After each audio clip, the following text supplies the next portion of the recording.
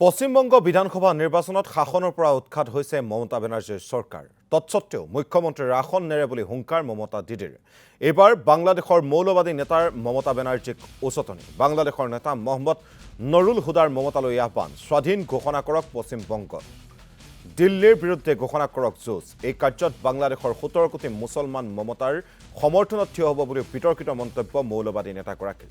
উল্লেখ্য যে সদ্য সমাপ্ত নিৰ্বাচনৰ ফলাফলৰ অন্তত মমতা বেনাৰ্জীৰ 15 বছৰীয়া শাসনৰ অৱসান ঘটিছে। ৰাজ্যত চৰকাৰ গঠনৰ কুচকাৱাজ আৰম্ভ কৰিছে ভাৰতীয় জনতা পাৰ্টিয়ে। তাৰ মাজতেই বাংলাদেশী নেতাৰ এনে বিতৰ্কিত মন্তব্যই সৃষ্টি কৰিছে চাঞ্চল্য।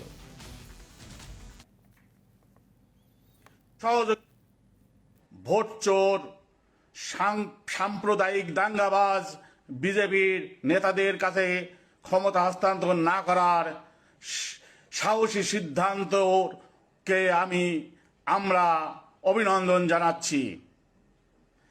আর একটু সাহসী ভূমিকা নিয়ে